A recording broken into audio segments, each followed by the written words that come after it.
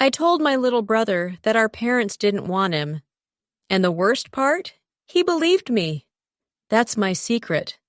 That's the thing I've carried around for years like a stain I can't wash out.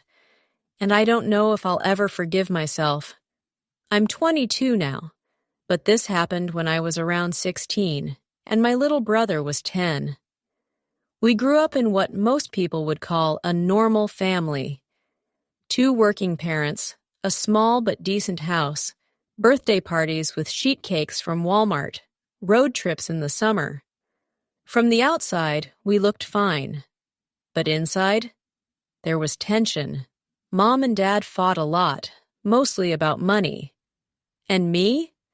I was the moody teenager, always rolling my eyes, always slamming my bedroom door.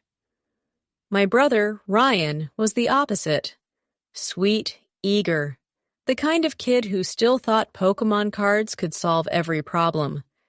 I should have protected him. Instead, I broke him. Here's the thing nobody tells you. Siblings bring out the worst in each other sometimes.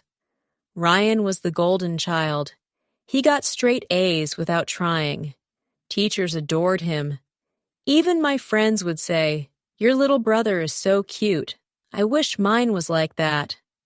Meanwhile, I was the troublemaker, sneaking out, failing math, lying to my parents about where I was.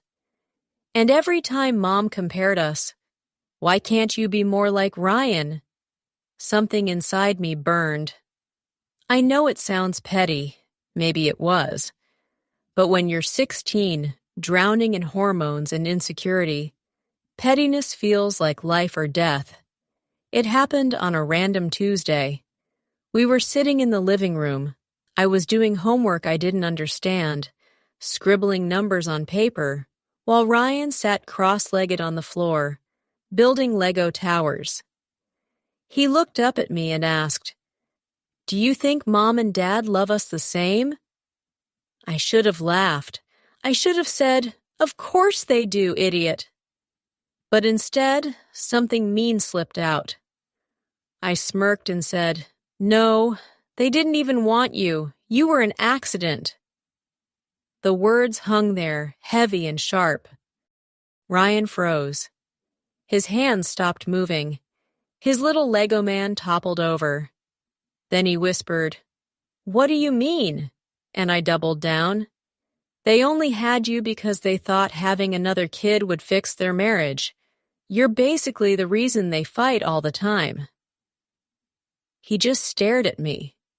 His lip trembled. And then he ran upstairs. At first, I thought it was funny. Mean, but funny.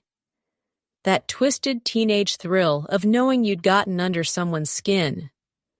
But then, he stopped talking to me. At dinner, he wouldn't look at me. When Mom asked him to pass the salt, he just pushed it across the table in silence.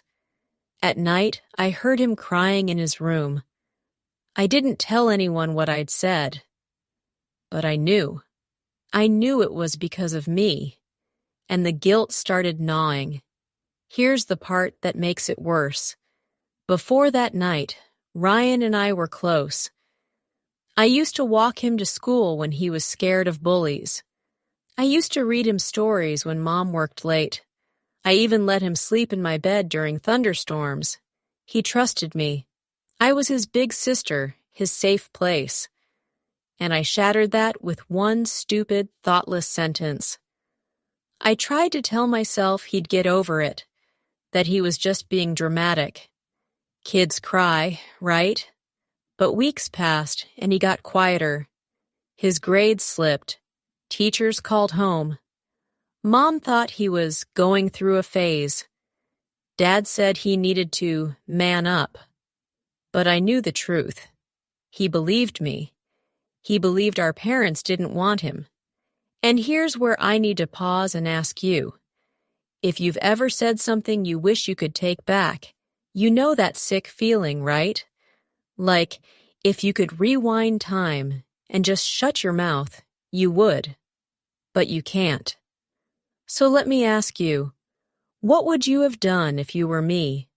Would you have told the truth and risked him hating me forever, or kept quiet and hoped it faded? The real breaking point came months later. It was a Saturday morning. I woke up to Mom screaming my brother's name. I rushed downstairs, heart pounding, and found Ryan sitting on the back porch, clutching a backpack. He was running away. Inside the bag were snacks, a flashlight, his allowance in crumpled bills. When Mom asked him why, he broke down. He sobbed, "You don't want me here. I'm the reason you're unhappy. You only had me to fix things." I swear the room went silent. My mom's face went pale. Dad looked confused. And me? I wanted the earth to swallow me whole, because those were my words, word for word. Of course, Mom demanded to know where he got that idea. Ryan looked at me, tears streaming down his face. And I couldn't even breathe. Mom followed his gaze, and I knew, she knew. Later that night, after Ryan finally cried himself to sleep, my parents cornered me in the kitchen.